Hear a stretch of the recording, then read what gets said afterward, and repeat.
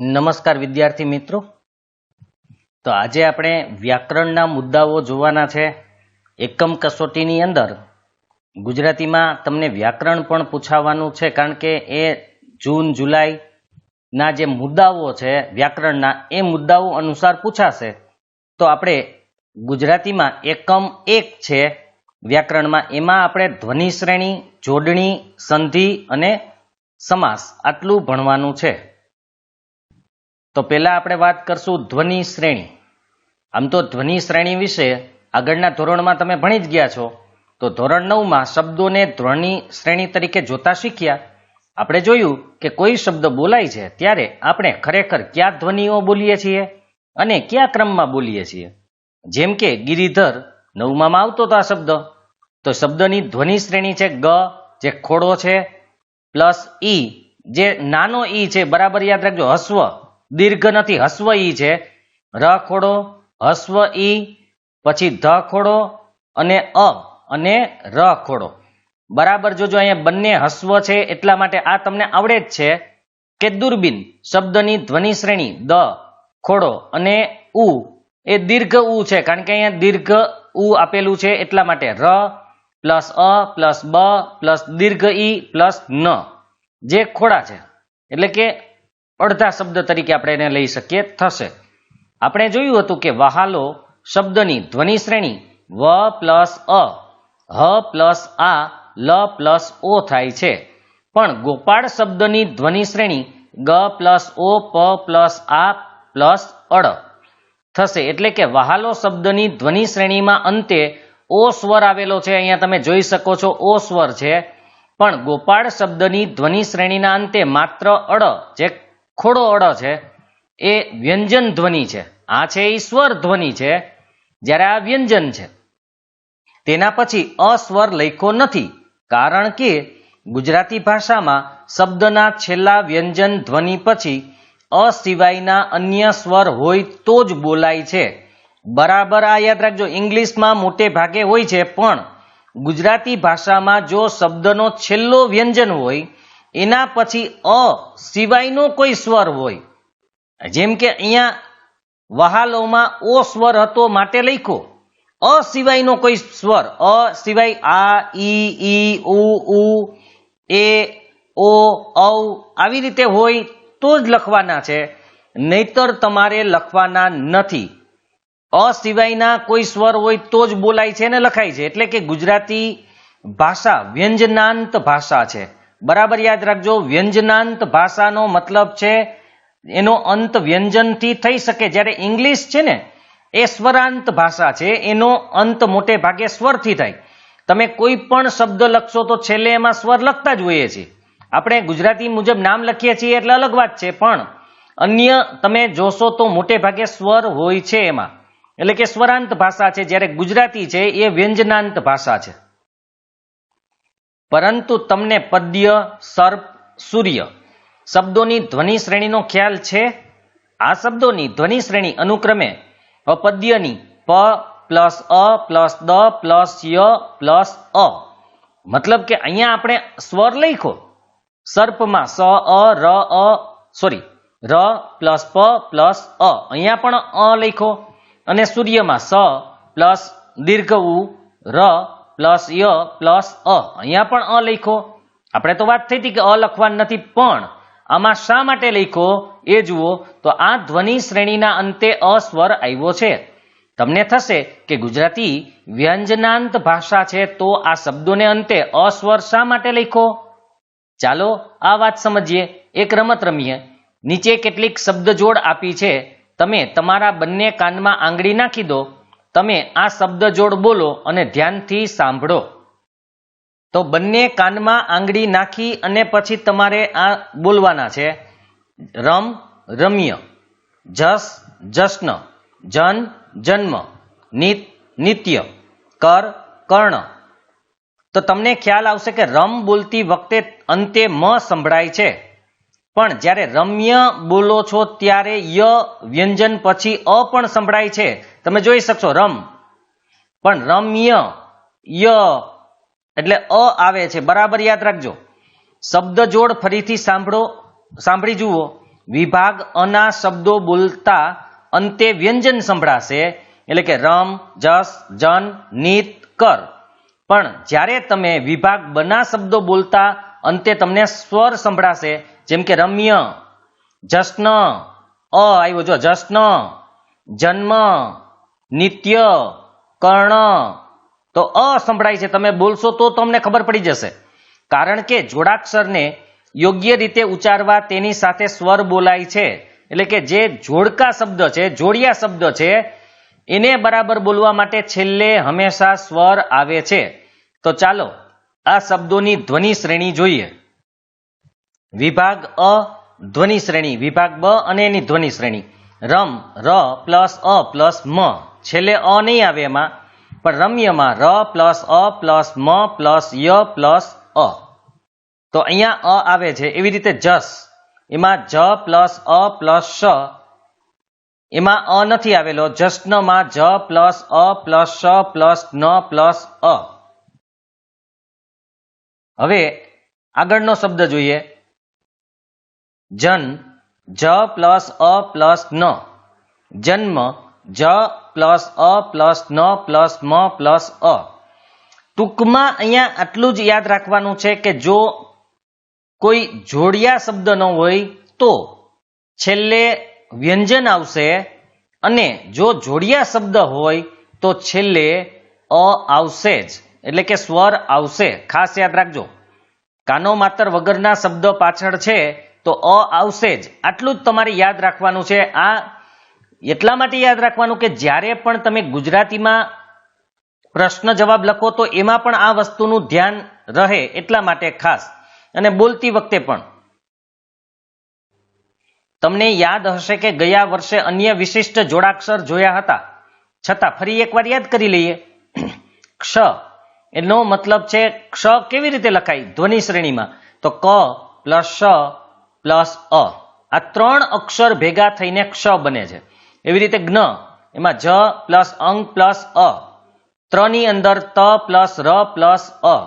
નોંધ, જ્ઞ જોડાક્ષર ગુજરાતી ભાષામાં ગ પ્લસ ન પ્લસ ય પ્લસ અ તરીકે સંભળાય છે, પરંતુ સંસ્કૃત ભાષાને અનુસરીને તે જ વ્યંજનનો જોડાક્ષર ગણાય છે.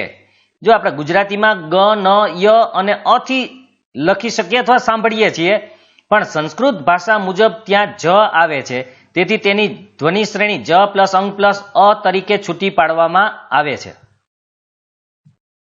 ગુજરાતી વ્યંજનો દ અને શ જોડાક્ષરમાં પૂર્વ વ્યંજન તરીકે આવે ત્યારે તેનું દેવનાગરી લિપિ ચિહ્ન પ્રયોજાય છે, તે પણ જોયું હતું.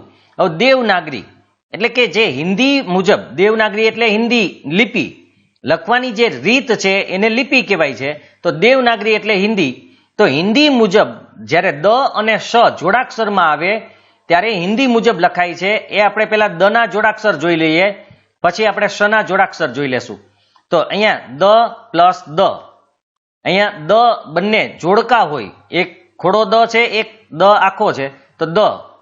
દ પ્લસ ધ હોય તો ધ્વ. એવી રીતે અહીંયા લખાય છે. આપણે યુદ્ધ, એમાં દ અને ધ છે. પછી દ અને મ હોય, જેમ કે પદ્મ આપણે કહીએ છીએ ત્યારે દ અને મ છે પદ્મ. દ અને ય હોય દ્ય, એટલે આપણે વિદ્યા અથવા વિદ્યાર્થી. ત્યાર પછી દ અને ર હોય તો દ્ર કહેવાય છે, જેમ કે રુદ્ર. પછી દ અને વ હોય તો દ્વ, દ્વંદ્વ. દ અને રૂ હોય તો દ્ર, જેમ કે દ્રશ્ય. એવી રીતે શ ના જોડાક્ષરની વાત કરીએ તો શ અને ર બનીને શ્ર બને છે, આપણે શ્રી. શ અને વ તો સ્વ, જેમ કે અશ્વ. શાશ્વત. શ અને ચ તો શ્ર બને છે, આશ્ચર્ય આપણે કહીએ છીએ. શ અને ચ બંને જોડાઈને બને છે. એટલે જ્યારે તમે આ શબ્દોના ધ્વનિ શ્રેણી છૂટા પાડો ત્યારે ખાસ એ વાત યાદ રાખવાની છે કે આવી રીતે આવે તો શું લખવું. એવી રીતે ર વ્યંજન જોડાક્ષરમાં પ્રયોજાય ત્યારે જો એ પૂર્વ અર્ધ વ્યંજન તરીકે હોય તો જુદું ચિહ્ન પ્રયોજાય છે, અને અન્ય વ્યંજન પૂર્વ અર્ધ વ્યંજન હોય ત્યારે ર વ્યંજન માટે જુદું ચિહ્ન પ્રયોજાય છે. યાદ છે ને? ન હોય તો આપણે જોઈ લઈએ કે ર પેલા આવે તો આ રીતે આપણે ઉપર મૂકીએ છીએ તરીકે, અને અન્ય વ્યંજન પહેલા આવે તો આ રીતે, એ આપણે હમણાં જોઈએ કેવી રીતે લખીએ છીએ. ધ્વનિ શ્રેણી અને શબ્દ, આમાં પણ ધ્વનિ શ્રેણી અને શબ્દ. હવે જોજો પહેલા આવે છે કે પછી એ જોઈએ. તો ક પ્લસ આ પ્લસ ર પ્લસ ય પ્લસ અ. તો યની પેલા ર આવેલો છે એટલે કે અર્ધ વ્યંજન છે ય, અર્ધ વ્યંજનની પૂર્વ, અર્ધ વ્યંજનની પૂર્વ તરીકે આવેલું છે, માટે ર પેલા આવેલો છે એટલે કાર્ય, ર પેલા બોલાય છે કાર્ય, કાર્ય. એવી રીતે બીજું છે વ પ્લસ અ પ્લસ ર પ્લસ ત પ્લસ અ પ્લસ ન. તો તની પેલા આવેલો છે તો વર્તન, આપણે બોલીએ છીએ ત્યારે. આ બરાબર યાદ રાખજો, વર્તનમાં, એટલે આ રીતનું જ્યારે ચિહ્ન આવે ત્યારે ખાસ કરીને તમારે આગળ ર લખવાનો છે. પણ હવે બીજું આપણે જોઈએ કે વ પ્લસ ર પ્લસ અ પ્લસ ત. તો અન્ય વ્યંજન પહેલા આવે તો, અહીંયા વ્યંજન પહેલા છે, ર પછી છે, માટે એને આપણે આ રીતે, જેને આપણે વ્રત લખીએ છીએ, આ રીતે લીટી લખવાની છે વ્રત.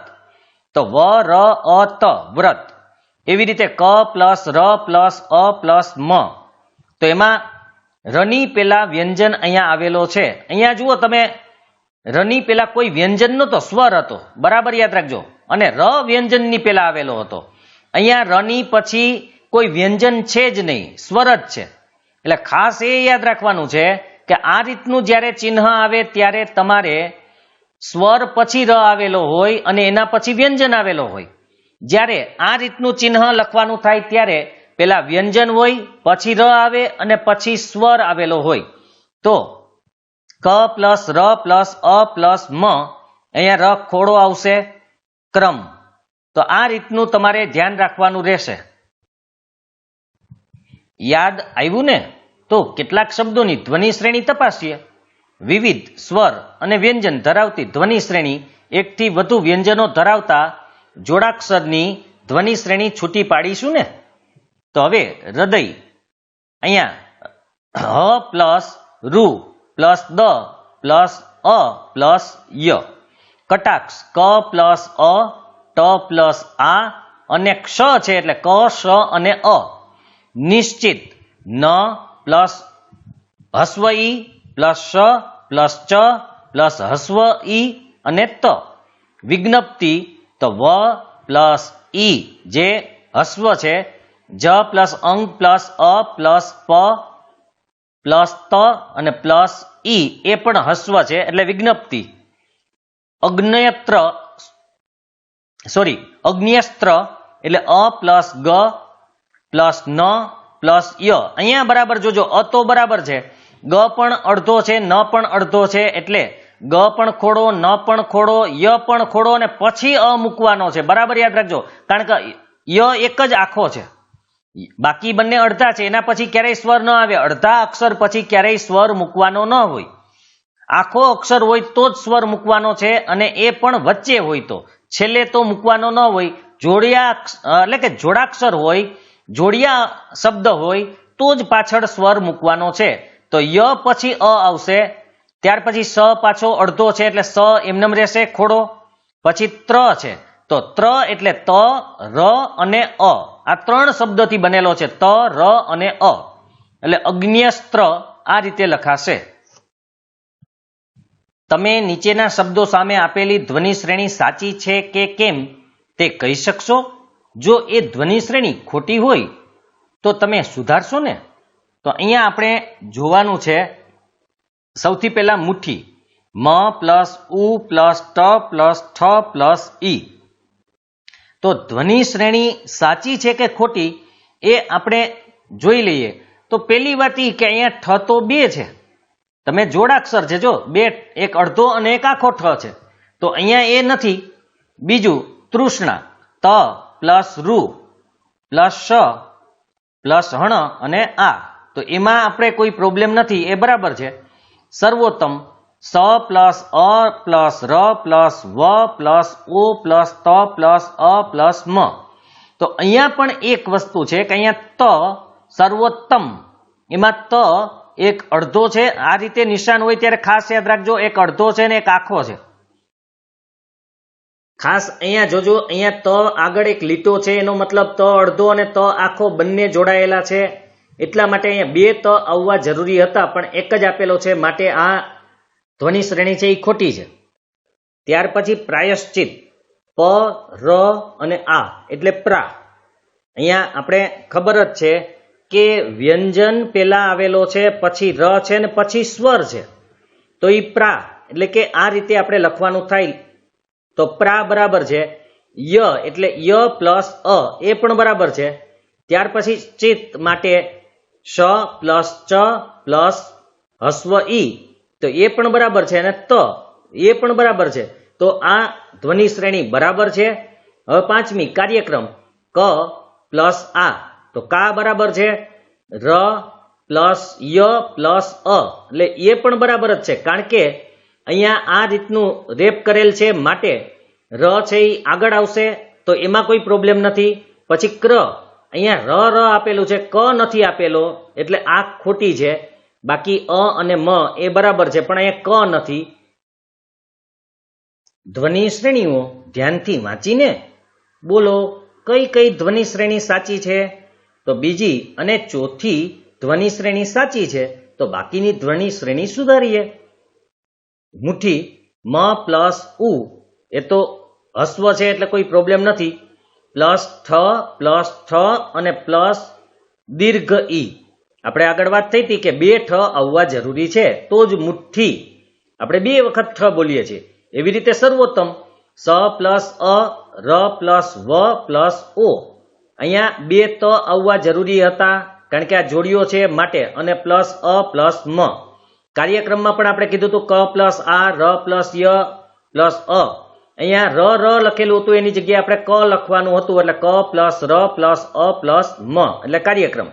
તમને ખ્યાલ આવ્યો હશે કે ઠી એ ટ, ઠ અને ઈ શ્રેણી નથી, પરંતુ ઠ ઈ છે.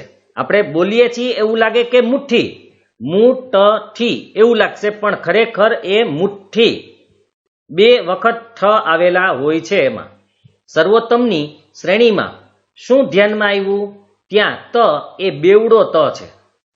બેવડો ત એટલે બે વખત છે, બેવડાયેલો, પણ લખાય છે અલગ રીતે. ઉત્તમ, મહત્વ, સત્તા વગેરે જેવા શબ્દોમાં આ બાબત ધ્યાનમાં રાખવી જોઈએ, એટલે કે એમાં બધામાં બબે ત છે. તો કાર્યક્રમમાં ય પેલા ર વ્યંજન આવ્યો હોવાથી ય ઉપર રેપ છે, જે આપણે રેપ આગળ કરેલ બતાવ્યું હતો એ પ્રમાણે. તો ક પછી ર આવ્યો હોવાથી આ જે આપણે નિશાની ક્ર નિશાની પ્રયોજાય છે, આ નિશાની આપણે ક્ર જે કરેલો હતો તે, એટલે એક વખત ર આગળ છે માટે રેપ કરેલો છે, બીજી વખત આ નિશાની છે કારણ કે એમાં પાછળ છે. ક પછી ર છે ને પછી સ્વર છે એટલે ક્ર થઈ જાય. તો આ ખાસ યાદ રાખજો, ર આગળ હોય અને પાછળ હોય ત્યારે એ આગળ આપણે સમજાયું એ મુજબ તમારે લખવાનું રહેશે. હવે આવા કેટલાક શબ્દોની ધ્વનિ શ્રેણી જાતે છૂટી પાડીશું. એમાં ઉત્કૃષ્ટ, સ્નિગ્ધ, વિદ્વતા, જ્ઞાનચક્ષુ, નિસ્તબ્ધતા. તો આ શબ્દોની ધ્વનિ શ્રેણી તમે છૂટી પાડીને જુઓ કેવી રીતે પડે છે, નહીતર પછી તમે જવાબ આમાં જોઈ લેજો. પહેલાં તમે તમારી રીતે પાડી લેજો, અહીંથી તમે વિડીયો સ્ટોપ કરી તમારી રીતે પાડી લેજો. જો તમે લખી લો પછી અહીંથી પાછું સ્ટાર્ટ કરજો. તો અહીંયા આપણે ઉત્કૃષ્ટ એટલે ઉનો ઉજ રહેશે, પછી ત અડધો છે માટે આપણે ખોડો લખશું, ત્યાર પછી ક, ત્યાર પછી રૂ એટલે ઉત્કૃ, પછી શ જે અડધો છે એટલે સીધો ટ આવશે એ ખોડો અને પ્લસ અ એટલે ઉત્કૃષ્ટ. ત્યાર પછી સ્નિગ્ધ સ પ્લસ ન, કારણ કે સ છે એ અડધો છે એટલે ડાયરેક્ટ ન આવશે, ન પણ ખોડો કરશું, અને પછી સી જે હસ્વ છે માટે નાનો ઈ એટલે કે હસ્વ ઈ આપણે લખશું, પ્લસ ગ અડધો અક્ષર છે એટલે સીધો આપણે ધ એ પણ ખોડો અને અ. ત્યાર પછી વિદ્વતા વ પ્લસ હસ્વ ઈ પ્લસ દ પ્લસ વ, કારણ કે દ્વ છે એ દ અને વનું જોડાણ છે એટલે કે જોડાક્ષર છે દ અને વનો, અને પછી આપણે અ લખશું એટલે દ વ અને અ એટલે દ્વ. ત્યાર પછી તામાં બે ત છે એટલે ત પ્લસ આ એટલે વિદ્વતા. પછી જ્ઞાન ચક્ષુ, તો એના માટે આપણે કીધું જ પ્લસ અંગ છે, અંગનું એક સ્વરૂપ છે એટલે અંગ નું એક સ્વરૂપ લખેલું છે, જ પ્લસ અંગ પ્લસ આ જ્ઞા થયું, પ્લસ ન અને અ એટલે ન, ચ અને અ એટલે ચ, અને ક્ષ એટલે આપણે ખબર છે ક અને શ પ્લસ ઉ છે એટલે ચક્ષુ, ક શ અને ઉ એટલે ચક્ષુ માટે ક્ષુ છે. નિસ્તબ્ધતા ન પ્લસ ઈ પ્લસ સ અડધો છે એટલે સ, પ્લસ ત પ્લસ અ એટલે સ્ત થયું, બ પ્લસ અ એટલે બ, અને ધ પ્લસ આપણે ધ પછી અ લખવો જરૂરી હતો કારણ કે ધ છે એ આપણે ખબર છે કે આખો અક્ષર છે એટલે ધ ખોડો પ્લસ અ એટલે ધ, અને ત પ્લસ આ એટલે તા. તો આ રીતે આપણે એના ધ્વનિ શ્રેણી લખી શકીએ છીએ. હવે આપણે જોડણી પહોંચ્યા છીએ, તો જોડણી માટે આપણે અલગ ભાગમાં જોશું કારણ કે જોડણી આખો એક વિભાગ છે એટલે તમારે જ્યારે જે પ્રકારનું ગ્રામર જોવું હોય એ તમે જોઈ શકો. એટલે જોડણી માટે આપણે અલગથી ભાગ બનાવશું. તો અહીંયા આ ભાગ આપણે પૂરો કરીએ છીએ. જો આ ભાગ એટલે કે વિડીયો તમને પસંદ આવ્યો હોય તો લાઈક કરજો, શેર કરજો, અને જો આ ચેનલને સબસ્ક્રાઇબ ન કરેલી હોય તો સબસ્ક્રાઇબ કરજો અને અન્ય મિત્રોને પણ સબસ્ક્રાઇબ કરાવજો. બાકીનું જે ગ્રામરના ભાગ છે એ આપણે આગળના ભાગમાં જોઈશું.